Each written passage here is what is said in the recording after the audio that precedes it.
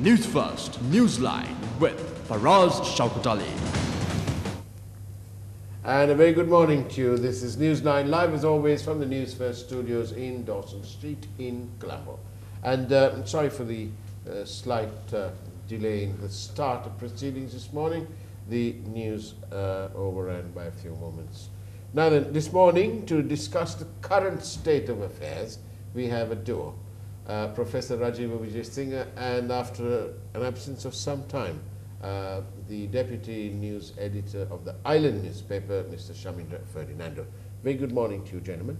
Morning. Good morning, Faraz. Nice to see you again, Mr. Ferdinando. Thank you. You've been missing in action on the English channel. I was not invited, so... Oh, really? Yeah. They must have thought that you were on holiday. Maybe. Now then, your newspaper, The Island. Question to you, Professor. JVP calls for dissolving Parliament. Why on earth would you want to dissolve Parliament? Well, I don't think the JVP wants to dissolve Parliament. I think the JVP has got into the habit of saying something totally unrealistic in order to announce its existence. Yeah. You know, it's a bit like them trying to get rid of the presidency. Right. I actually met one of the brighter people in the JVP yesterday. And there are? There are a couple. So I did Cyril Handunetti. This chap I didn't meet before at one of your programs, Right. Jadis. Right. And I said, why aren't you doing something sensible? And he promised to introduce something I've kept saying, that they should make all declarations of assets of MPs transparent. They should be put up on websites. And he promised to introduce an amendment. There are several things they should be doing. Now, for instance, one of their biggest, I think, blunders was in 2001. When they set up a probationary government, as it were, and failed to insist on entrenching the clause, which they got Chandrika to agree to, of only 20 people in the cabinet. But they didn't make that a part of the constitution. They could have got it through instead of the silly 17th Amendment, which, as you know, has been totally subverted by the 19th Amendment. The 17th Amendment stopped politicians being on the Constitutional Council. This one is full of politicians. And you know, what should have been an effort to restrict the right of the executive to do what it wants has been strengthened.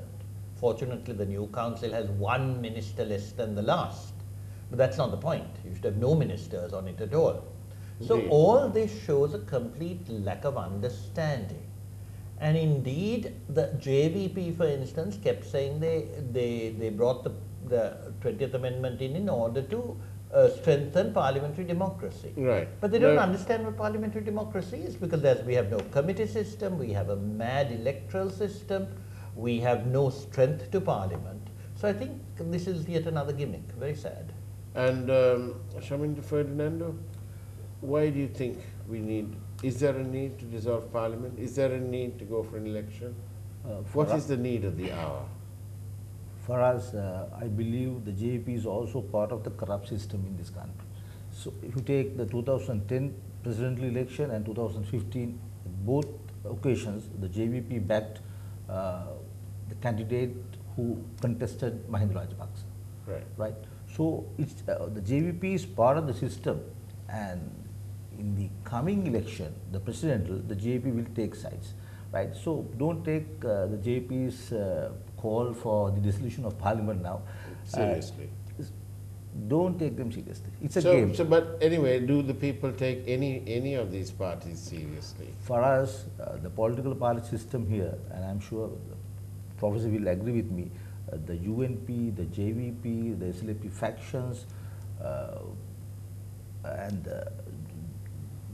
joint opposition working with the former president, they have failed this country, all of them, right? If you see, you will realize that if you talk about consensus, there is only one thing, that for perks and privileges of honorable members of parliament, the lawmakers, they'll do anything.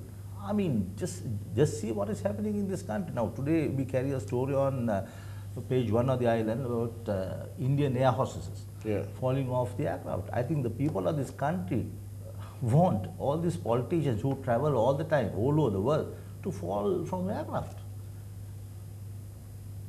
But it's incredible how this lady's fallen off a plane. Yes. So incredible things do happen in this country, and they rob the central bank, right? So, Now then, I wanted to ask you all, yesterday we pointed it out, but Shamindra, I think your representative was also there at the press conference when Mangala Samaravira, the finance minister, said that he didn't understand the fuel formula, and that if he disclosed it to the journalists who were there, that they too would get even more confused, is what he said. Why is it that we seem to sit back and take it here in Sri Lanka?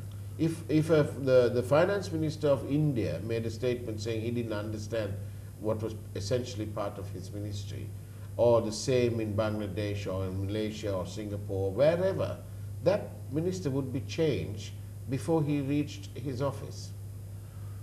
I'm not surprised for us because the finance minister made a similar statement last week, right? When we raised an issue with Field Marshal Fonseca and Minister Mahinda Samarasinha, they admitted that the government did not discuss the Geneva resolution before signing it in October 2015. Yeah. Say, these are you mean the ministers admitted the cabinet did not discuss such an important agreement with the international community, right? So, Minister Samaravira declaring that he is not aware of the pricing formula, I am not surprised. But seriously, Professor Rajeeva, we are in somewhat of a crisis situation, are we not, in our economy? I examined the price of the top blue chip company quoted in dollar terms. Yesterday, their price, yesterday's close in dollar terms was a mere 73 US cents. But in January 2015, in dollar terms, their price was $1.88, right? In rupee terms, their share price has come down. In dollar terms, the share price has come down. I would use the word collapsed. You see what is patently you clear. would use the word Of course collapsed. it's collapsed. The whole thing is collapsing. Right. I have an article in Ceylon today Yeah. about the sheer, let's say, erosion of brain power in our parliamentarians and our ministers. Yeah. You know, as everyone knows, I found that I think a lot of our ills are due to Jaya Jayawardena. Yeah. But you simply compare his cabinet Yeah.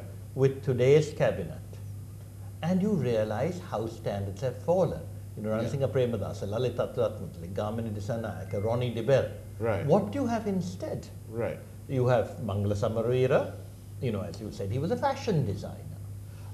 Then you have Malik Samarakrama, who claims to be an investor. Yes. You have Ravi Karunaga, who sees himself as the brains of the government. Yes. And, you know, we know what his academic qualifications are, or rather are not. And these are the people running the country. Now, one cardinal reason for this is, of course, the electoral system. Yeah. And as you know, in the old days, when you had a change of government, the ministers who were rejected by the electorate also tended to lose their seats. Now, on the PR system as introduced by Jaya, they never lose their seats. They've been in parliament from 1977 onwards, or in the case of the SLFP guys from 1994 onwards. So there's no change. Younger people can't come up. In Sri Lanka, no one retires, so that fresh blood is not given a chance. And this collection of, let's say, half-wit geriatrics continues forever. So how can the country improve? There's absolutely no way in which intellect capacity is privileged. You used to have a situation where the nationalist was meant to bring in people who didn't want to come into politics, but had ideas to contribute. What happens? A, you have failed politicians brought in. B, the ones who come in on the list spend all their time trying to become politicians. You know, last time round, I think it was only in President of the National List who didn't have an electorate, which I had to nurse. And the minute you start nursing an electorate, you forget the nation. So even bright people like Iran Vikramaratne were running around their little electorate in Colombo. Sumantiran, who should have been using brains that he has now, turned into servile substance for the government. was spending all his money trying to win election in Jaffna, which he succeeded in doing. And what is the role, Shamindra Ferdinando, of Mr. Sambandhan here? I think, I believe Sambandhan is working jointly with Sumanthiran as a team, and they are putting pressure on the government. Now recently, I think yesterday, Honorable Sumanthiran declared that unless President Sirisena and the government met their demands, they would vote against the budget next next month. So it's an interesting situation where there's allegations that the president and the former president are trying to come to some sort of arrangement to defeat the budget. Then the TNA, which helped Sirisena come into power in January 2015, declaring that it would vote against the government budget. So it's a very interesting situation, but I believe the TNA will not vote against the budget. The TNA and the JB will do everything possible to save the government, because we are under pressure from Geneva. We have agreed to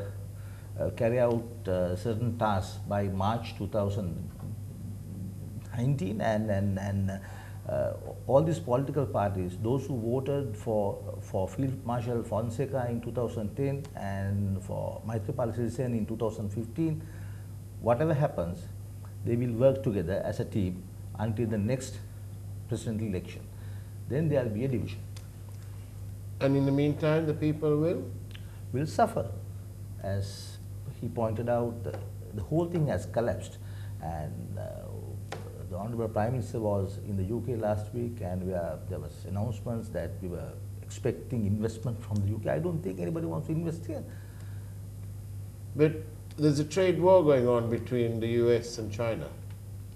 The US rates are going up, and so, you know, it's almost a given that the money will flow out of markets like ours.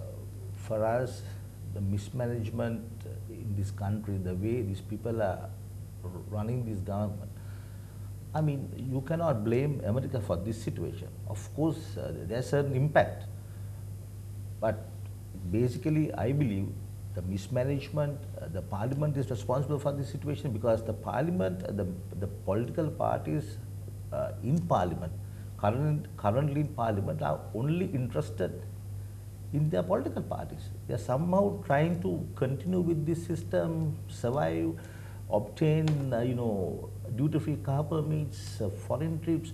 You see, recently... So they're having all these discussions just for their survival, not for the betterment of our society. For us, recently, a couple of months back, the media reported the Speaker of the Parliament, Honorable Jayasuriya, has requested China to provide foreign trips to give an opportunity for our members of Parliament to visit China. Why? So, subsequently they claimed that they reported that over 130 members of Parliament visited China. Now, what is happening?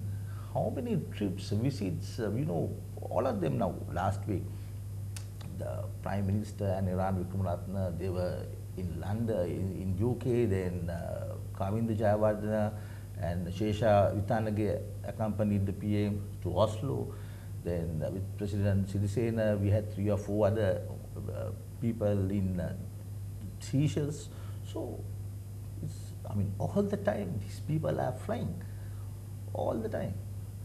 So, if they want the people to tighten their belts and, but and don't forget, Faraz, another speaker will say, no, China paid for it. But they all get a massive per diem, which they bring back. I still remember I'm Secretary of the Ministry. I actually returned... From who? From the government. From this government? From this government. Right. Well, from the state. Yeah. The Parliament releases the money, I think. Yeah. The Parliament. No. Through the parliamentary budget, everyone is entitled to per diem. Yeah. All officials, all politicians, if they're on official trips, get a massive per diem. No one returns it. If you go to China, they feed you, they look after you. I remember when I was Secretary of Ministry, I actually returned the money I had not used.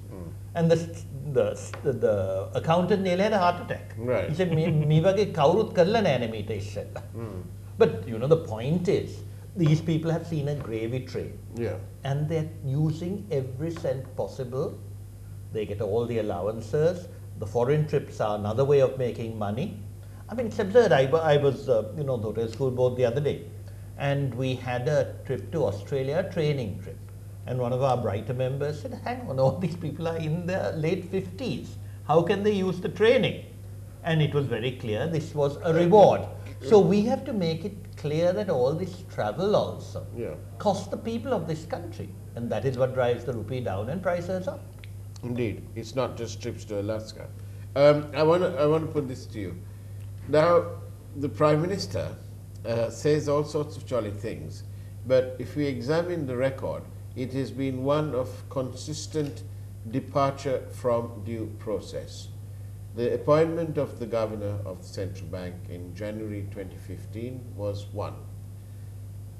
On the 30th of March 2015, the Prime Minister sent a memo to all these ministers saying that as a matter of policy,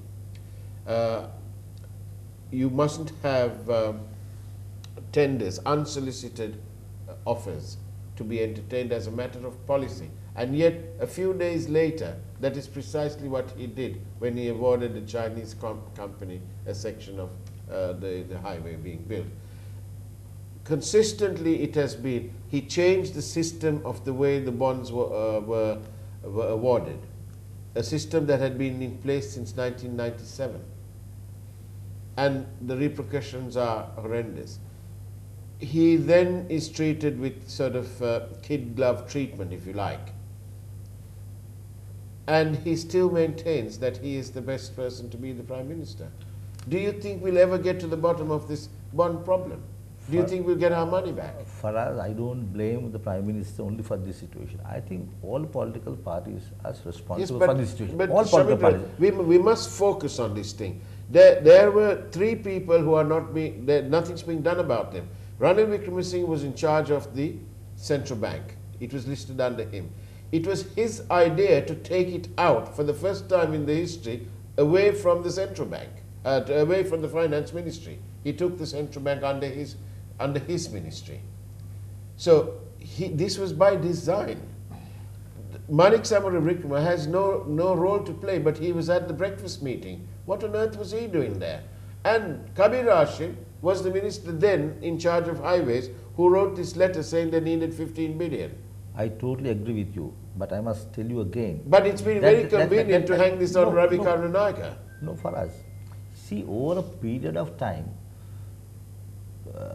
Jayajayawardena's, then I really do not know what really happened during D.B. Wijayatunga's time, but all the other presidents, all the people, the leaders of this country violated rules and regulations, right? Not only the current Prime Minister, all these people.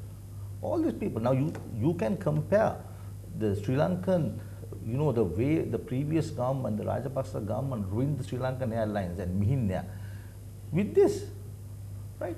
So yesterday, Faraz, you take the parliament, you inquire into what's going on there, then you will realize that all these people are equally responsible, equally. And most of the people today who blame this government for various things will join the other government. They will join, you know, there are people in this government, some certain politicians, the government change, but they don't change. They are always there. They are always there, right?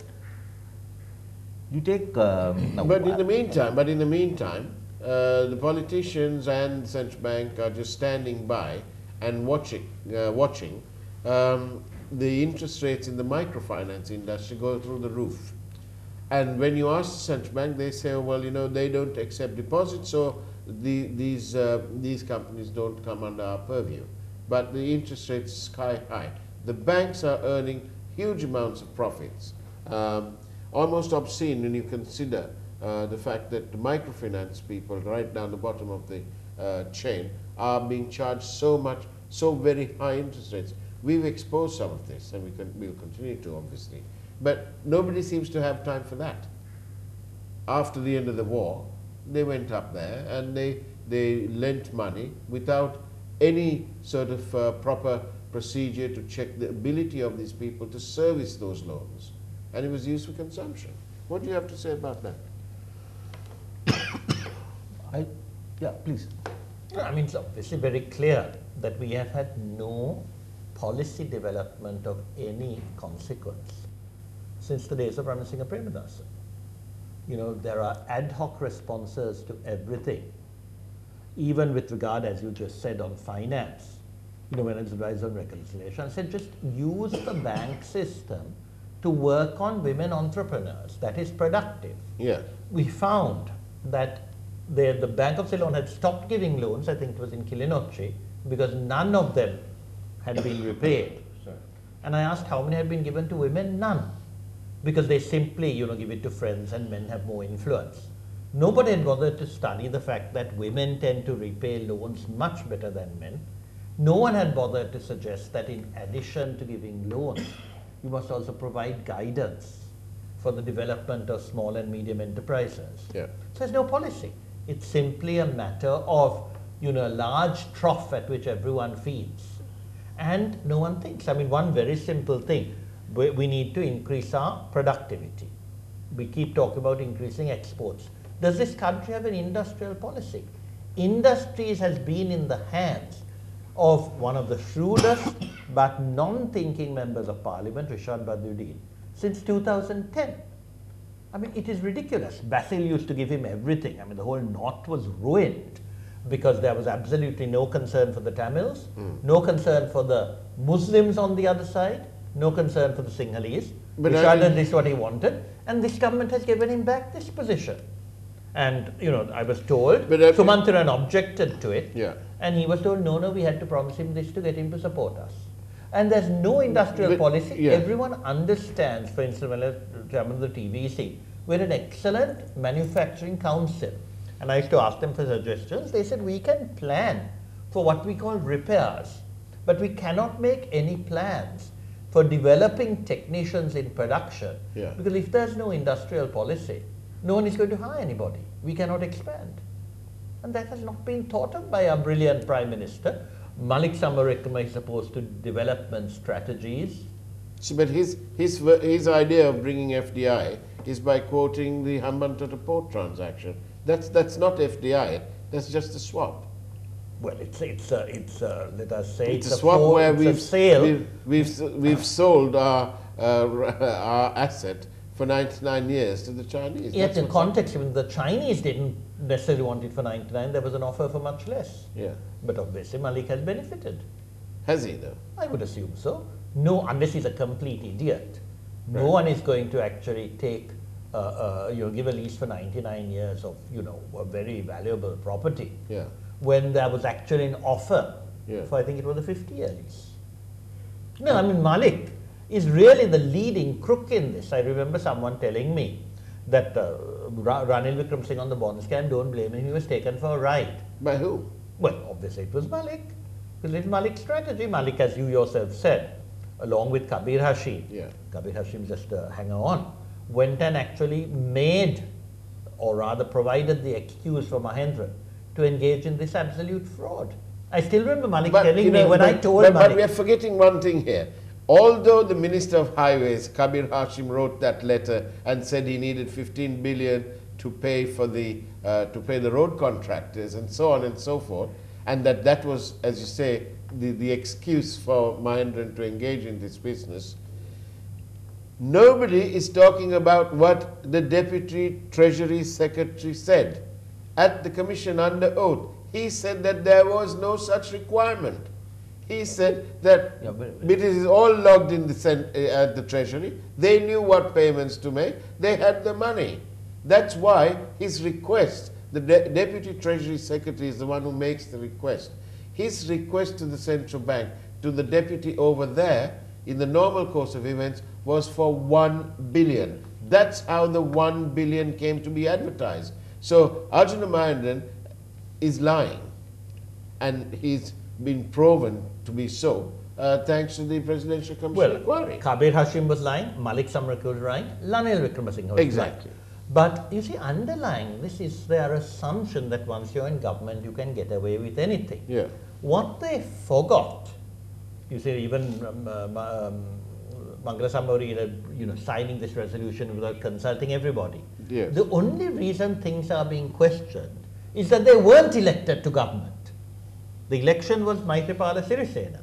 Maithripala Sirisena unfortunately forgot that he was elected president and just handed over everything to this bunch of crooks.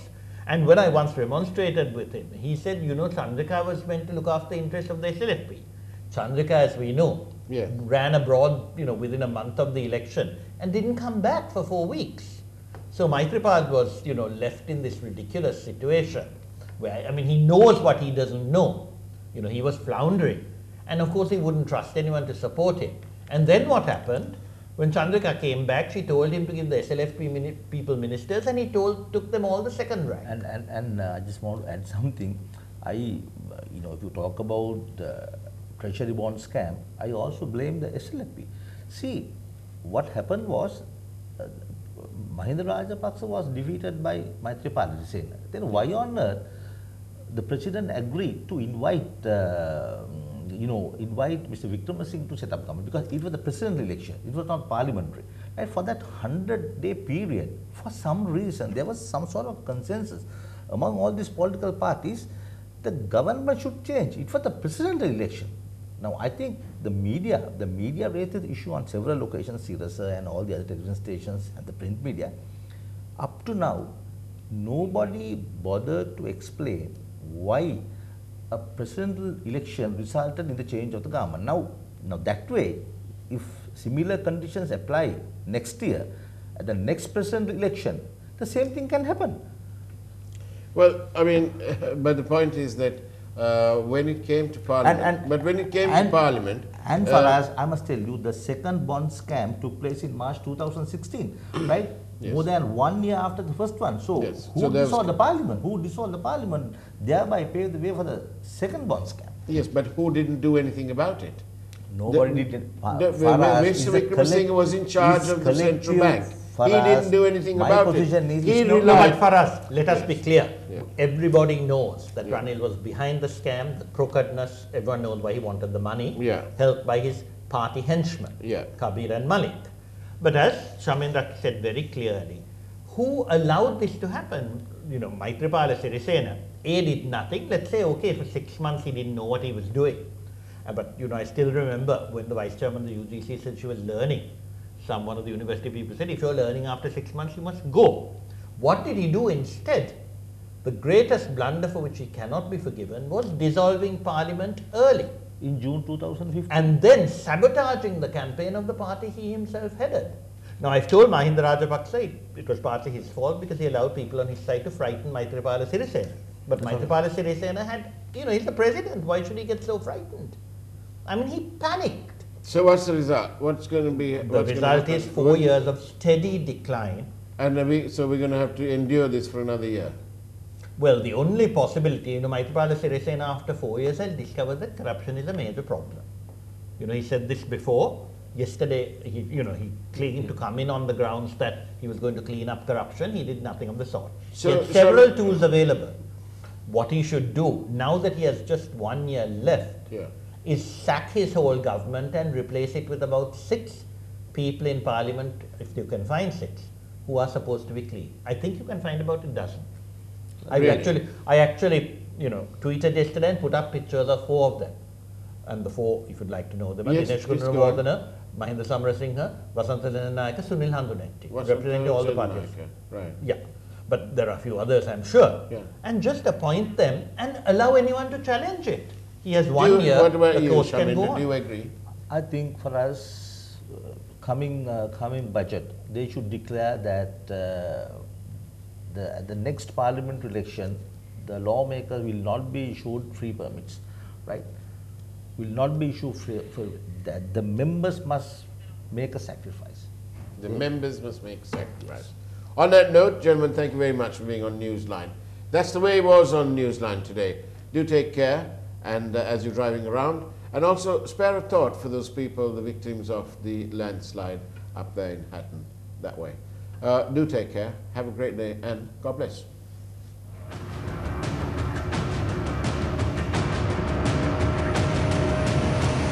News First, Newsline with Faraz Shauketaly.